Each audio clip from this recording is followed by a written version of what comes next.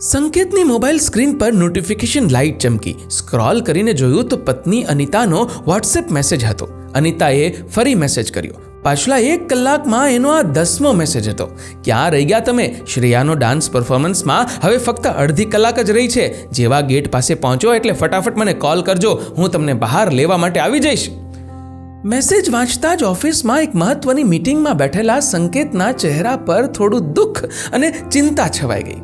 આજે એની 5 વર્ષની દીકરી શ્રેયા પહેલી વાર પોતાના સ્કૂલના એન્યુઅલ ફંક્શનમાં ડાન્સ પરફોર્મ કરવાની છે. પાછલા 15 દિવસથી શ્રેયા ડાન્સ માટે ખૂબ જ ઉત્સાહિત હતી અને રોજ પપ્પાને કહેતી, પપ્પા 26 ડિસેમ્બરે અમારું ફંક્શન છે, ભૂલી નહીં જતા હો. સંકેત પોતે પણ ખૂબ જ ઉત્સાહિત હતો અને દીકરીને કહેતો, અરે બેટા, મારે તો આવવું જ પડે ને મારી દીકરીનો ઉત્સાહ વધારવા. આજે 26 ડિસેમ્બર. દીકરીના પરફોર્મન્સને બસ અડધી કલાકની જ વાર હતી અને પોતે ઓફિસમાં એક મીટિંગમાં ફસાયો છે. કેટલાક દિવસો પહેલા નવા બોસે જોઈન કર્યું છે. નવા બોસ પોતાના અનુશાસન અને શિસ્ત માટે જાણીતા છે. કાલે એક ઇમ્પોર્ટન્ટ પ્રેઝન્ટેશન ના હોત તો આજે બોસ પાસેથી અડધા દિવસની છુટ્ટી પણ લઈ લેત, કારણ કે એને પોતાનું પ્રેઝન્ટેશન તો કમ્પ્લીટ કરી જ નાખ્યું હતું. પરંતુ નવા બોસ પાસે રજા માંગવાની હિંમત ના કરી શક્યો. બોસ હજુ નવા છે, એવામાં છુટ્ટી લઈશ તો ખરાબ ઇમ્પ્રેશન પડશે. એની પ્રોબ્લેમ સંકેત? મિસ્ટર શર્માએ પ્રેઝન્ટેશન અને ફાઇલો પરથી પોતાની નજર હટાવી ને સંકેતને પૂછ્યું, you have done very good work. તે પ્રેઝન્ટેશન તો ખૂબ જ સરસ બનાવ્યું છે. સો વોટ્સ ધ પ્રોબ્લેમ? બોસ પાસેથી પ્રશંસા સાંભળ્યા પછી સંકેત હિંમત જુટાવી શક્યો અને કહ્યું, સર, આજે દીકરીને એન્યુઅલ ફંક્શન છે. પહેલી વાર પોતે સ્ટેજ પર પરફોર્મ કરી રહી છે. પાછલા 15 દિવસથી રોજ મને કહે છે, ભૂલતા નહીં. અને આપણું કાલનું પ્રેઝન્ટેશન પણ મહત્વનું છે. સમજમાં નથી આવતું કે દીકરીને કેમ સમજાવીશ અને શું કહીશ. અરે સંકેત, તું અહીંયા શું કરે છે? તારે તો અત્યારે દીકરી પાસે જ હોવું જોઈએ. પરિવાર સૌથી મહત્વપૂર્ણ છે.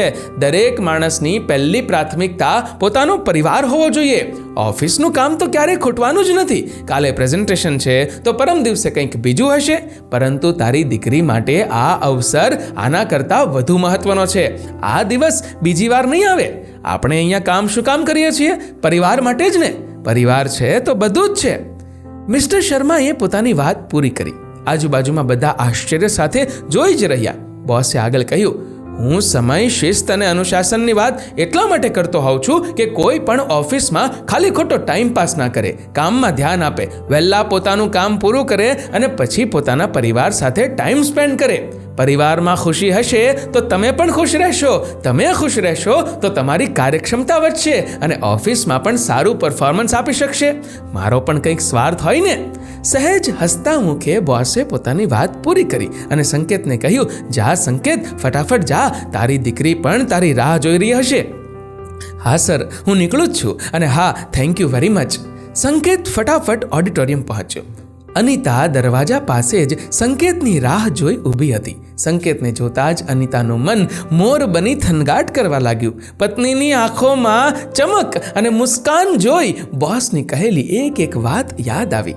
ચાલો જલ્દી 5 જ મિનિટમાં શ્રેયા ધૂમ મચાવવાની છે. મેં આગળથી 3જી લાઈનમાં જ આપણી જગ્યા રાખી છે. શ્રેયા દીકરી આપણને સ્પષ્ટ દેખાશે. સંકેત અને અનિતા પોતાની જગ્યા પર જઈને બેસી ગયા. થોડી વાર પછી શ્રેયા સ્ટેજ પર આવી. મમ્મીની સાથે પપ્પાને બેસેલા જોઈ ખુશીથી ઉછળી પડી. પપ્પાએ પણ હાથના અંગૂઠા વડે ઓલ ધ બેસ્ટ કહ્યું. પોતાની દીકરી અને પત્નીને આટલી ખુશ જોઈને પોતે ખૂબ જ ખુશ થયો અને મનમાં વિચારી રહ્યો હતો કે જિંદગીમાં આનાથી વધારે ખુશી શું હોઈ શકે. મિત્રો, ખુશી આપણી આસપાસ જ હોય છે અને ખબર નહીં આપણે ખુશી શોધવા માટે ક્યાં વલખા મારીએ છીએ. મોટું ઘર, મોટી ગાડી, મોટા પદ મેળવવા પાછળ ચિંતાતુર કામ કરીએ અને પરિવાર સાથેની વર્લ્ડ બેસ્ટ ખુશી ખોઈ નાખીએ છીએ. પરિવાર સાથે એક સારો દિવસ વિતાવીને સંકેતને એ અહેસાસ થયો કે સાચી ખુશી કઈ છે. બીજા દિવસે સંકેતનું પ્રેઝન્ટેશન પણ સારું ગયું અને બોસે કરેલી હેલ્પ બદલ ધન્યવાદ કહ્યા. મિત્રો, આ વિડીયો વિશે તમે શું કહેશો? નીચે કમેન્ટમાં લખજો જરૂર. અને મિત્રો, વિડીયો ગમ્યો હોય તો લાઈક કરજો, શેર કરજો અને આવા જ બીજા પ્રેરણાદાયી વિડીયોઝ જોવા માટે સબસ્ક્રાઇબ કરો અમારી ધ ગુજ્જુ મોટિવેશન નામની યુટ્યુબ ચેનલને અને ફેસબુક પર ફોલો કરો અમારા પેજને. ધન્યવાદ.